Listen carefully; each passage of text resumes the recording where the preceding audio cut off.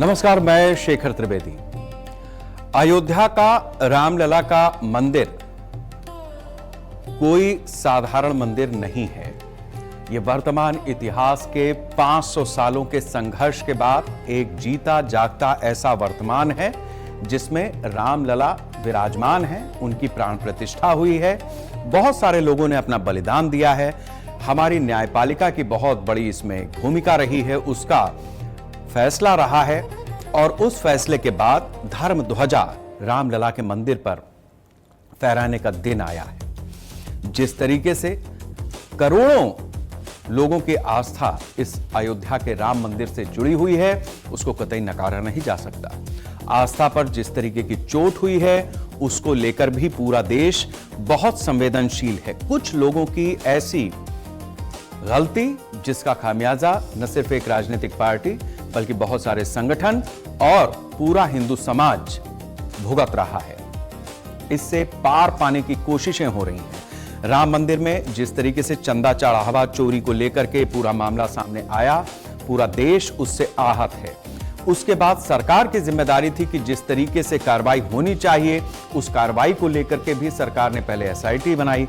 SIT ने अपनी 7 दिन की रिपोर्ट सौंपी। उस रिपोर्ट के आधार पर कुछ कार्रवाइयां शुरू हुई, दिखाई दे रही हैं। 8 लोगों की गिरफ्तारी हुई। उसके अलावा मामला अदालत में पहुंचा, रिमांड ली गई है उन लोगों की जो आरोपी हैं। 14 दिन की न्यायिक हिरासत में उनको भेजा गया है। ऐसे बहुत सारे सिलसिलेवार तरीके से पूरे प्रकरण में डेवलपमेंट हो रहे हैं। अब ये जिस तरीके के डेवलपमेंट हैं, इन सारे डेवलपमेंट्स पर अलग अलग तरीके के अलग अलग लोगों के अपनी तरह के पक्ष भी सामने आ रहे हैं, बयान सामने आ रहे हैं। अब उन्हीं में से एक बात यह है कि बार एसोसिएशन अयोध्या, उसने भी अपनी बात सामने रखी है। ये बात क्या है, क्यों है, इस बात को हम सबसे पहले समझेंगे कि आखिर जो बात अयोध्या बार एसोसिएशन की तरफ से कही गई है, उसमें यदि कोई भी सरकारी नामित या निजी वकील आरोपियों की पैरवी करता है तो फिर प्रति अभियुक्त 5 लाख रुपए का जुर्माना लगाया जाएगा। यानी अयोध्या के वकीलों ने तय किया है कि जो भी रामलला के मंदिर के गबन मामले में आरोपी हैं, उनका कोई भी वकील केस नहीं लड़ेगा और अगर लड़ता है तो उससे वहां से हटा दिया जाएगा। बार एसोसिएशन ने मामले की सीबीआई से जांच कराने की भी मांग की है। तो ये अपने आप में हमारे देश के उन वकीलों का पक्ष है जो न्यायपालिका के भीतर जाकर के किसी व्यक्ति का पक्ष रखते हैं। लेकिन रामलला का पक्ष सबसे ज्यादा मजबूत है और कम से कम अयोध्या के वकील इस मामले में किसी भी तरीके का रिस्क लेना नहीं चाहते। वो इस अपराध में खुद को शामिल करना नहीं चाहते और यही वजह है कि उन्होंने साफ साफ कह दिया है कि ना तो कोई अयोध्या का वकील इस मामले का केस लड़ेगा, अगर कोई लड़ता है तो फिर उसको जुर्माना ठोका जाएगा एसोसिएशन की तरफ से। इसके साथ साथ बर्खास्तगी तक की स्थिति आ सकती है। और क्या क्या कहा है बार एसोसिएशन के अध्यक्ष ने, सुन लीजिए। कि हमारे अधिवक्ता संघ अयोध्या का कोई भी अधिवक्ता ये राम जन्मभूमि चोरी के अभियुक्तों की डिफेंस की ओर से वकालत नहीं करेगा। वकालत करने के वकालतनामा दाखिल करने, अब चूंकि भीड़ है तो इसीलिए ले रहे हैं। वकालतनामा दाखिल करने पर प्रत्येक नाम पर प्रमोशन स्वरूप अधिवक्ता संघ को 5 लाख रुपए प्रत्येक नाम से वो जमा करेगा। एक पैनल बनाया गया है जिसमें कम से कम 15 अधिवक्ता हैं। वो लोग प्रोसिक्यूशन की पैरवी करेंगे। उसमें तमाम नाम दिए गए हैं। ये कमेटी समेत 12 अन्य लोगों को शामिल किया गया है कि वो श्री चंपत राय, श्री गोपाल राव और श्री अनिल मिश्रा के विरुद्ध 173 में पहले तो वो एप्लीकेशन देंगे कि मुकदमा दर्ज किया जाए। अगर नहीं दर्ज होता है तो 173 में वो दाखिल करके इन तीनों के खिलाफ मुकदमा दर्ज कराएंगे। मुकदमे के दौरान ये तीनों लोग जो मूल रूप से, जैसा कि अधिवक्ताओं ने बताया है, अगर अपराधी हैं नहीं हैं, फिर भी उनको शासन को पत्र लिखा जाएगा कि इनको अयोध्या छोड़ने की अनुमति ना दी जाए। आगे चल के ये है कि एसआईटी जांच से लोग संतुष्ट नहीं हैं। सेंट्रल को पत्र लिखा जाएगा कि सीबीआई जांच कराएं। इलाहाबाद में याचिका में जो निर्णय आज होना है, वो निर्णय होने पर यदि सीबीआई की जांच नहीं हुई या आदेश नहीं हुआ, तो फिर अधिवक्ता संघ एक याचिका माननीय सर्वोच्च न्यायालय में प्रस्तुत करेगा, जिसमें सीबीआई जांच की वो मांग करेगा, जिससे सही अभियुक्तों का खुलासा हो पावे। इस पूरे प्रकरण की जांच चाहते हैं अयोध्या के वकील। बार एसोसिएशन के अध्यक्ष ने इस बात को बहुत ही पुख्ता तरीके से सामने रखा है, मजबूती के साथ में रखा है। इसके साथ साथ ये भी बात है कि सुप्रीम कोर्ट तक ये मामला गया। सुप्रीम कोर्ट ने भी अपनी टिप्पणी की है इस पूरे मामले पर, और वो टिप्पणी किस तरीके की है, याचिकाकर्ता की मांगे क्या थी, जिस पर सुप्रीम कोर्ट का रुख क्या आया है, ये भी आपके लिए जानना जरूरी है। ऐसा नहीं है कि इस पूरे मामले को सुप्रीम कोर्ट तक नहीं पहुंचाया गया। याचिका में मांग की गई है कि मामले की सीबीआई के अधिकारी से जांच कराई जाए। याचिकाकर्ता चाहते थे कि जांच समय सीमा में और सीधे सुप्रीम कोर्ट की निगरानी में हो। मामले में एफआईआर दर्ज करने और वित्तीय गड़बड़ियों की निष्पक्ष जांच की अपील की गई थी। यह बात सुप्रीम कोर्ट के सामने रखी गई थी। सुप्रीम कोर्ट ने कहा कि याचिका को तुरंत सुनने जैसी कोई वजह नजर नहीं आ रही है। अदालत ने निर्देश दिया कि याचिका को कोर्ट की छुट्टियां खत्म होने के बाद ही सूचीबद्ध किया जाएगा। कोर्ट ने याचिकाकर्ता से कहा है कि अगर याचिका की सभी कमियां दूर हैं तो उस स्थिति में इसके लिए पहले अर्जेंसी का पत्र दें, जिसके बाद इस पूरे मामले पर आगे का निर्णय लिया जाएगा। तो ये बात सुप्रीम कोर्ट की तरफ से भी कह दी गई है कि इस पूरे मामले में जितनी तेजी दिखाई जा रही है, उस तेजी से पहले जो कुछ हो रहा है वो भी होता रहेगा, और साथ साथ जब छुट्टियां खत्म हो जाएंगी तो उसके बाद ये प्रक्रिया आगे बढ़ेगी। अच्छा, हमारे यहां अदालतों की क्या है कि हाई कोर्ट और सुप्रीम कोर्ट और गर्मी की छुट्टी होती, बच्चों की जैसे छुट्टी होती है ना, वैसे ही ये अंग्रेजों के समय से चला आ रहा है मामला।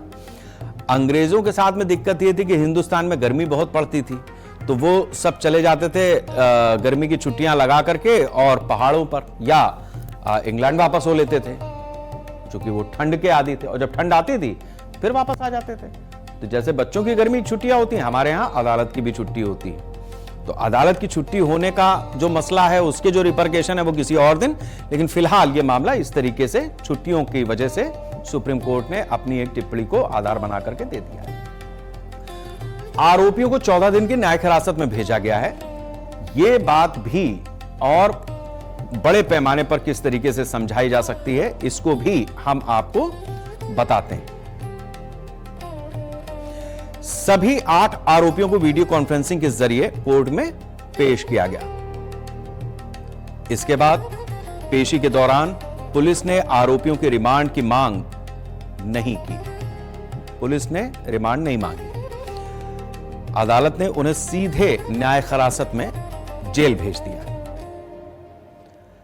तो यह प्रकरण इस तरीके से आगे बढ़ रहा है। 8 आरोपियों को 13 जुलाई तक अब जेल में ही रहना पड़ेगा। यह भी एक चिंताजनक बात है कि आखिर पुलिस ने रिमांड क्यों नहीं मांगी। पुलिस को रिमांड मांगनी चाहिए थी, उसको अपनी जांच पड़ताल आगे बढ़ानी चाहिए थी। लेकिन इसका दूसरा पहलू यह भी है कि एसआईटी की जांच चल रही है। अभी 15 दिन का वो वक्फा पूरा नहीं हुआ है। प्राथमिक रिपोर्ट के आधार पर ही ये सारी चीजें हो गई हैं। तो उस लिहाज से भी हम इसको देख सकते हैं, समझ सकते हैं। 13 जुलाई तक जब ये मामला और कंप्लीट रिपोर्ट सामने आ जाएगी तो उसके बाद हो सकता है कि पुलिस रिमांड में लेने की कोशिश करे। अयोध्या राम मंदिर ट्रस्ट में सीईओ की नियुक्ति हो सकती है, और इसमें योगेश्वर राम मिश्रा का नाम सबसे आगे चल रहा है। अब ये योगेश्वर राम मिश्रा कौन है, ये भी आपके लिए जानना जरूरी है। योगेश्वर राम मिश्रा वर्तमान में ट्रस्ट के नियमों में चूंकि सीईओ का कोई पद है नहीं, सुप्रीम कोर्ट के आदेश पर यह ट्रस्ट बना था।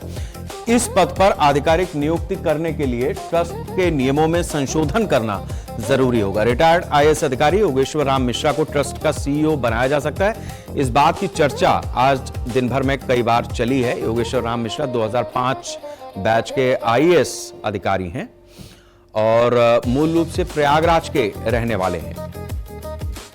इसके साथ साथ अयोध्या, वाराणसी और बाराबंकी के जिलाधिकारी भी योगेश्वर राम मिश्रा रह चुके हैं।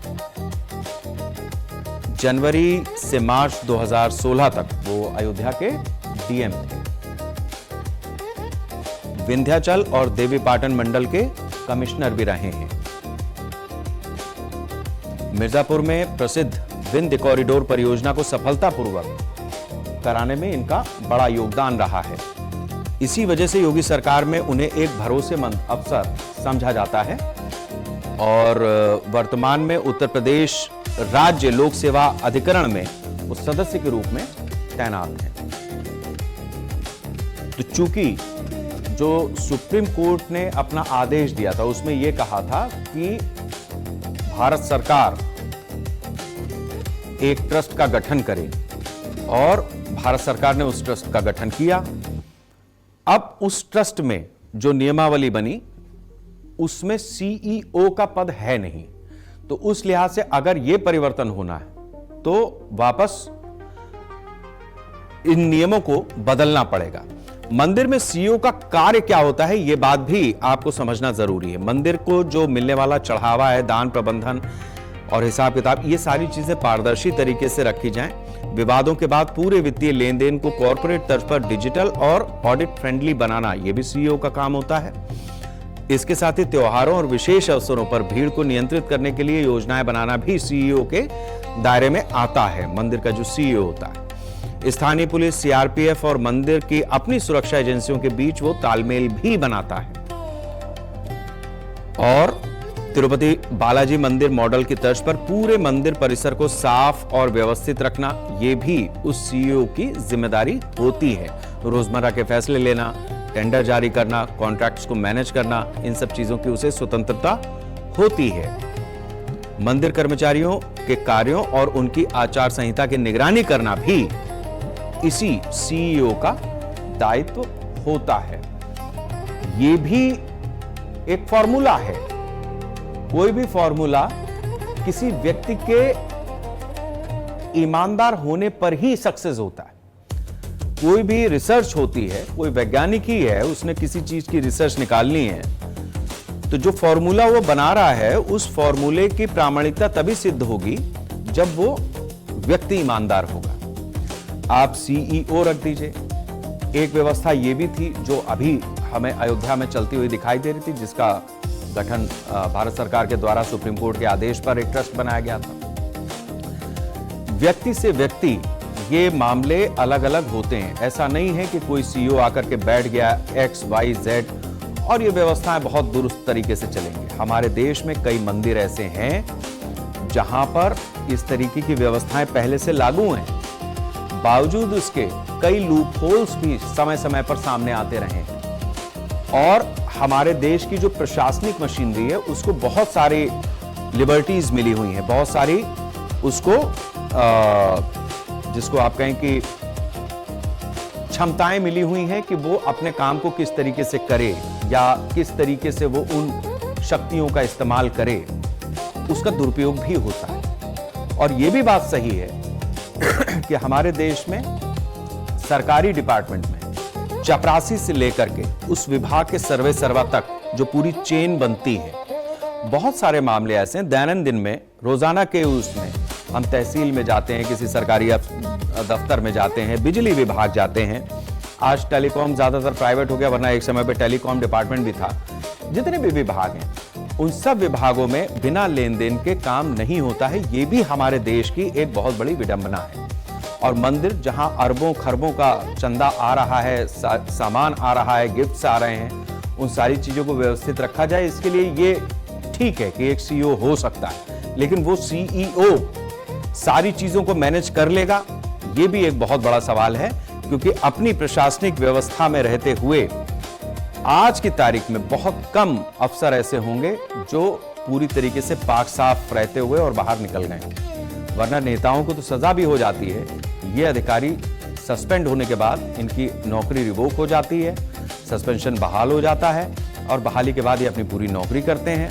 नौकरी बाद एक दिन रिटायर हो जाते हैं और फिर आराम से किसी फार्म हाउस पे जीवन व्यतीत करते हैं। इस तरीके के भी केसेस हैं। या फिर किसी अधिकरण में, प्राधिकरण में कुछ ऐसी पोस्ट होती हैं जहां पर रिटायरमेंट के बाद इनको पोजीशन दी जा सकती है, वहां पे चले जाते हैं। तो ये बहुत बड़ी चीज है। और अब तो ब्यूरोक्रेट्स वीआरएस लेकर के या रिटायर होने के बाद राजनीति में भी आ रहे हैं। तो इधर भी वो हैं, उधर भी वो हैं। हमारे देश में जो एक्चुअल लोकतंत्र होना चाहिए था, पॉलिटिकल सिस्टम होना चाहिए था, उसमें भी अपनी तरह से सेंधमारी हो रही है। वापस अयोध्या पे आते हैं। अयोध्या में श्री राम मंदिर के चढ़ावा चोरी मामले में देश के सबसे अधिक चढ़ावा प्राप्त करने वाले धार्मिक स्थलों में से एक है तिरुपति बालाजी मंदिर। यहां दान और चढ़ावे के पारदर्शी और सुरक्षित जवाबदेह ट्रस्ट को बनाने की दिशा में बड़ा कदम उठाया गया है। वो कदम किस तरीके का है, वहां क्या चेंजेस किए गए हैं, ये भी आपके लिए जानना बहुत जरूरी है, क्योंकि ये एक प्रकरण है जिससे पूरा देश आहत है। और दूसरी तरफ बालाजी का मंदिर है जहां पर अकूत चढ़ावा आता है। तिरुपति बालाजी मंदिर का प्रबंधन टीटीपी करते हैं। मंदिर की लेखा और ऑडिट प्रणाली को मजबूत और पारदर्शी बनाया जाएगा। ट्रस्ट ने institute of chartered accountants of India से हाथ मिलाया है। मंदिर की दान ट्रैकिंग और वित्तीय रिपोर्टिंग को बेहतर बनाने का यहां मॉडल तैयार किया जाएगा।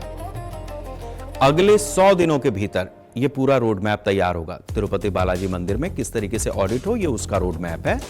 टीटीडी के पास पहले से ही ईआरपी पर आधारित एक मजबूत सिस्टम मौजूद है। इसे आधुनिक जोखिम प्रबंधन के साथ साथ अगले स्तर पर ले जाया जाएगा। यह कोशिश है नई तकनीक से किसी भी प्रकार की वित्तीय हेरफेर को पूरी तरीके से रोका जाए, ये इसका लक्ष्य है। तिरुपति मंदिर दुनिया के सबसे अमीर मंदिरों में से एक है, भारत में स्थित है। चालू वित्तीय वर्ष के लिए टीटीडी का स्वीकृत बजट करीब 5,456 करोड़ रुपए का। आप सोचिए कितना धन है, जिसके तहत नकदी, ऑनलाइन ट्रांसफर, आभूषण और संपत्तियों के रूप में भारी चढ़ावा आता है। इस पूरे प्रोजेक्ट का नेतृत्व ICAI की विशेष विंग अकाउंटिंग रिसर्च फाउंडेशन जारी करेगी। इस सहयोग से जो नया फ्रेमवर्क तैयार होगा, उसके आगे भविष्य में देश के अन्य बड़े ट्रस्ट भी उसको अपना सकेंगे ताकि पारदर्शिता बढ़े। ये कोशिश की जा रही है।